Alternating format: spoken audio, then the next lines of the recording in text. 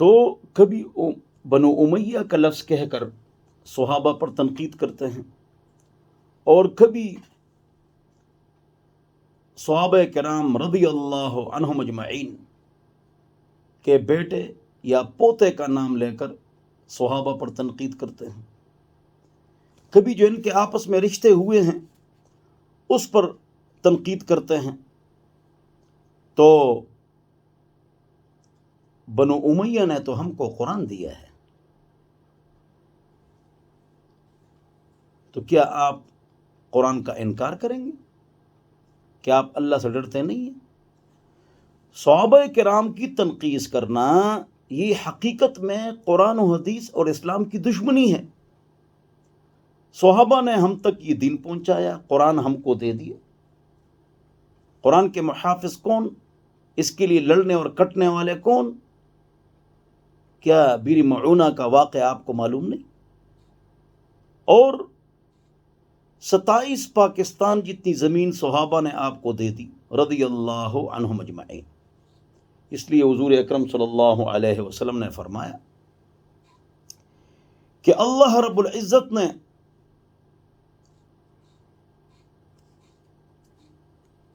اولاد اسماعیل میں کنانا والوں کو پسند فرمایا، اور کنانا میں یا بنی کنانا قریش کو پسند فرمایا، اور قریش میں سے بنو ہاشم کو پسند فرمایا، اور ان میں مجھ کو پسند فرمایا اللہ رب العزت نے۔ یہ بغوی نے، امام بغوی نے واصلہ بن الاسقع رضی اللہ عنہ سے روایت نقل فرمائی ہے، اور پاک رب نے پاک کلام میں فرمایا نا، وَكُلًّا وَعَدَ اللَّهُ الْحُسْنَى، اللہ نے تمام صحابہ کے ساتھ جنت کا وعدہ کیا ہے، تو سارے جنتی ہیں۔ اور کیا بخاری شریف میں یہ بات نہیں، ہم قوم لا یشقى جلیسهم ولا یخاف انیسهم، بخاری شریف۔ عام اللہ والے لوگ ان کے ساتھ بیٹھ کر آپ سے خوف ختم، آپ بدبخت نہیں۔ تو جو حضور اکرم صلی اللہ علیہ وسلم میں کی مجلس میں بیٹھے، ایمان لائے، ایمان پر ان کا انتقال ہوا، پاک نبی کو دیکھا، تو وہ جنتی ہیں۔ اس لیے حضور اکرم صلی اللہ علیہ وسلم نے فرمایا، جس نے مجھے دیکھا اس کو جہنم کی آگ نہیں چھوئے گی۔ تو کنہوں نے دیکھا؟ صحابہ کرام نے دیکھا۔ حضرت عبداللہ بن مسعود رضی اللہ عنہ نے فرمایا، مشکاہ جلد نمبر 1 صفحہ نمبر 13، من کان مستنا فلیستن بسنت من قد مات فإن الحی لا تؤمن علیہ الفتنہ۔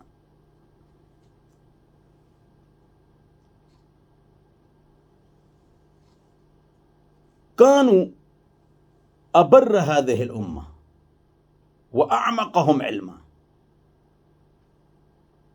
وأقلهم تكلفا، اختارهم الله لصحبة نبيه ولإقامة دينه، او کما قال، کہ جو کسی کے پیچھے چلنا چاہے تو یاد رکھو مردوں کے پیچھے جاؤ، زندوں کے پیچھے مت جاؤ کہ ان کو اپنا عقیدہ حوالہ کرو۔ ہمارا عقیدہ وہی ہے جو عقیدہ صحابہ کا تھا، جو منہج صحابہ کا تھا، وہ ہمارا عقیدہ ہے، وہ ہمارا عقیدہ ہے۔ اس لیے ملا علی قاری نے مرقات میں فرمایا رحمہ اللہ، لا نذکرہم الا بخیر، صحابہ کا تذکرہ ہم خیر کے ساتھ کریں گے۔ کس کے ساتھ کریں گے؟ خیر کے ساتھ۔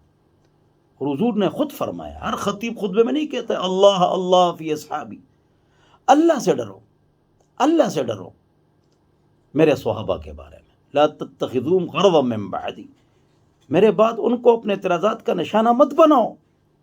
اس لیے جو صحابہ کے آپس میں انتظامی فروعی مسائل کا اختلاف ہے، اس میں بھی ایسی گفتگو کرنا جس کی وجہ سے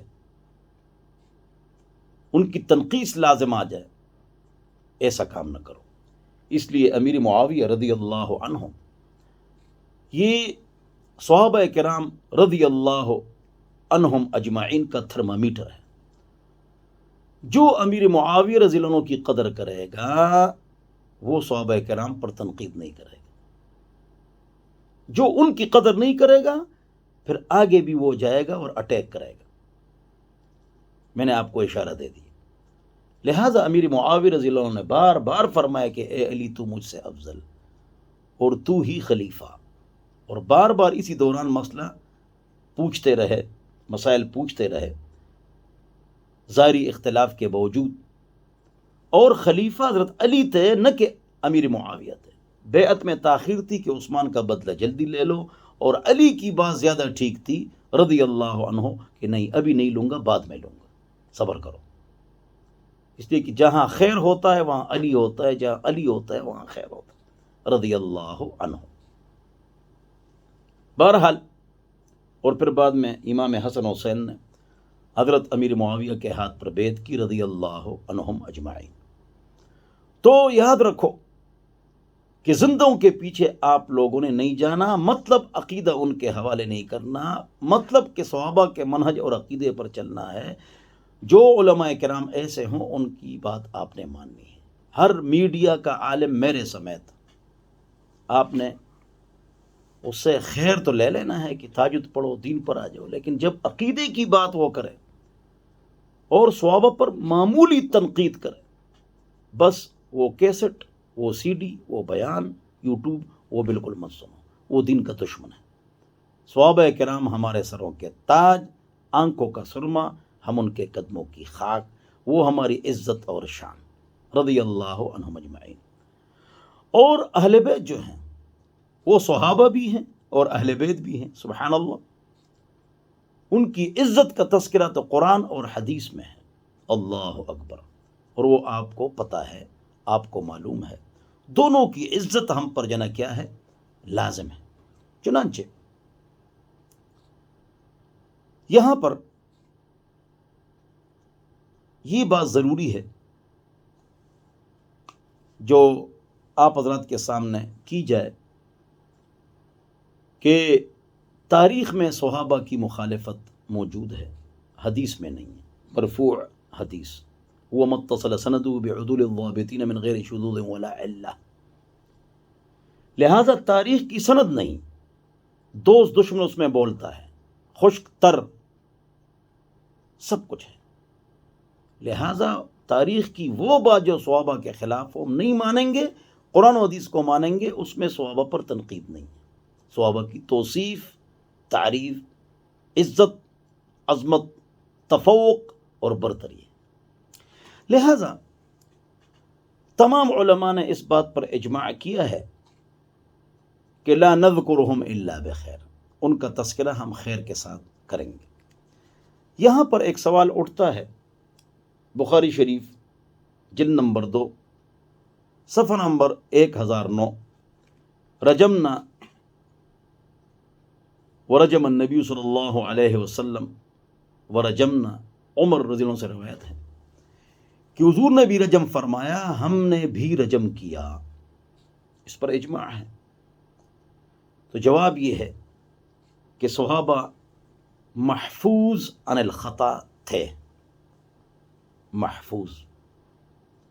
لہذا جب کوئی نبی قانون پیش کرتا ہے تو اس کی عملی صورت سامنے لاتا ہے، عملی صورت، نماز، روزہ، حج، زکوٰۃ، حج وغیرہ وغیرہ وغیرہ وغیرہ۔ لیکن جو حدود، قصاص، جو قانون ہے تعزیرات کا، تو صحابہ پاک تھے، لیکن ہمارے اساتذہ نے فرمایا کہ ان سے یہ کروائے گئے تاکہ وہ قانون بن جائے، اور آپ نے صحابہ رضی اللہ عنہم اجمعین کے بارے میں آپ نے دل میں کوئی چھوٹی سی چھوٹی بات بھی نہیں لانی۔ چنانچہ حضور اکرم صلی اللہ علیہ وسلم نے اس صحابی کے بارے میں کہا اور صحابیہ کے بارے میں کہا جو رجم ہوئے تھے کہ انہوں نے ایسی توبہ کی ہے کہ پورے علاقے کے گناہگاروں پر اس کو تقسیم کیا جائے تو سارے گناہگار معاف ہو جائیں. سبحان اللہ. لہذا صحابہ کی شان پر جتنا بیان کیا جائے کم ہے. تورات انجیل میں ان کی تعریف ہے، جس طرح کہ سورہ فتح کے آخر میں ہے محمد الرسول اللہ، محمد اللہ کے رسول ہیں. اور ان کے جو ساتھی ہیں اشداء علی الکفار، کفار پر سخت، رحماء بینہم، آپس میں نرم. چنانچہ ایک جاسوس نے جاسوسی کی صحابہ کی، تو جو ریمارکس دیے جاسوس نے اپنے بادشاہ کے سامنے، تو انہوں نے یہی ریمارکس دیے وَبِاللَّيْلِ رُهْبَانًا وَبِالنَّهَارِ فُرْسَانًا. دن کو گھوڑوں کی پشت پر ہوتے ہیں اور رات کو مسلوں کی پشت پر ہوتے ہیں. سبحان اللہ. اور نبی سے بہت محبت کرنے والے ہیں صلی اللہ علیہ وسلم. لہذا دین محفوظ ہے صحابہ کی وجہ سے. اور جب صحابہ پر آپ نے تنقید شروع کی تو آپ پھر آہستہ آہستہ اہل بیت سے بھی نکل جائیں گے، قرآن سے بھی نکل جائیں گے، حدیث سے بھی نکل جائیں گے، اور آپ سیکولر ایتھیسٹ آگے بن جائیں گے. اس لیے صحابہ کو مضبوطی سے پکڑو اور ان سے محبت کرو اور ان کی قدر جانو کہ حضور اکرم صلی اللہ علیہ وسلم کے عظیم صحابی نے کہا کہ جو انتقال کر چکے ہیں صحابہ، ان کے پیچھے جاؤ. دل ان کے پاک، علم ان کا مضبوط، تکلف ان میں کم. اختارہم اللہ لصحبت نبیہ ولاقامت دینہ. اللہ نے ان کو پسند کر دیا تھا کہ دین وہ قائم کرے اور عالم اسلام کو 4 دانگ عالم تک پہنچائے. قوافن اذا سرن من مقولی بتن الجبال وخضن البحار. قرآن حدیث کو پوری دنیا میں پہنچایا. اللہ اکبر. بہرحال یہ تذکرہ ہے گزشتہ سورت کی ایک آیت کے ٹکڑے کا، جس کی تشریح ضروری تھی. آگے سورہ اخلاص، قل هو اللہ احد، 3 سورتیں رہ گئیں. اس کا ترجمہ تو ہو چکا ہے سورہ اخلاص کا، لیکن یہاں ایک نقطہ ہے، وہ سوال جواب کی صورت میں سائن آف انٹروگیشن، وہ آپ کو زیادہ سمجھ میں آ جائے گا. سوال اٹھتا ہے کہ اس سورت کا نام اخلاص ہے، تو اس سورت کے اندر لفظ اخلاص تو نہیں ہے. سوال تو جواب یہ ہے کہ اخلاص یہاں وہ ہے جو قرآن میں ہے، مخلصین لہ الدین. سبحان اللہ. کیا مطلب؟ کہ جو دین ہے یہ توحید والا دین ہے، شرک سے پاک ہے. مخلصین لہ الدین یعنی نعرہ صرف یہ لگاؤ کہ یا اللہ بس. تمام رسل، انبیاء کرام، اہل بیت، ہمارے سروں کے تاج، اور صحابہ، ان سب نے جب نماز پڑھی کس کے سامنے ہاتھ اٹھایا؟ اور کس کے لیے یہ افراد سجدہ ریز ہو گئے؟ کس سے مانگا؟ رسل نے، انبیاء نے، صحابہ نے، تابعین نے، تبع تابعین نے، اولیاء کرام نے. لہذا مخلصین لہ الدین کا مطلب یہی ہے کہ آپ نے نعرہ صرف یہ لگانا ہے یا اللہ بس. ایک آدمی کو امی یاد آ گئی، اے امی آپ کیسی ہوں گی؟ وہ دبئی یا لندن میں ہے، محبت میں ہے، وہ ایک الگ موضوع ہے یا نبی اللہ کہ وہ جائز ہے. لیکن اس نیت سے کہ یا ابابکر تو مشکل کشا ہے، یا عمر تو کشتی پار لگاتا ہے، یا عثمان تو اولاد دیتا ہے. تو جب یہ تینوں بزرگ نہیں تھے تو ان سے پہلے مشکل کشا کون تھا؟ حاجت روا کون تھا؟ اولاد کون دیتا تھا؟ کشتی کون پار لگاتا تھا؟ اللہ. تو جب یہ بزرگ آ گئے تو اللہ کی چھٹی ہو گئی. سب کچھ اللہ کرتے ہیں، یہ نظام اللہ چلاتے ہیں، مدبر اللہ ہے. مشکل کشا وہ ہے جس پر خود مشکل نہ آئے، جو خود شہید ہو جائے، جو اس کی اولاد شہید ہو جائے تو مشکل کشا کیسے؟ مشکل کشا صرف اللہ کی ذات ہے. باقی ظاہری مجازی مشکل کشا، آپ کو 5 لاکھ روپے چاہیے اور ایک آدمی آپ کو دے، سارے لوگ نہ دے، اس نے اس وقت آپ کی مدد کی تو وہ آپ کے لیے مجازی مشکل کشا بن گیا، پر ایک مشکل آ چکا تھا. یہ ہے دار الاسباب، دنیا. سبب کے تحت کوئی آپ کی مدد کرے تو مجازی وہ مشکل کشا ہے. یا کوئی آپ کو مسئلہ بتائے شرعی، تو اس اعتبار سے وہ ایک الگ مسئلہ ہے۔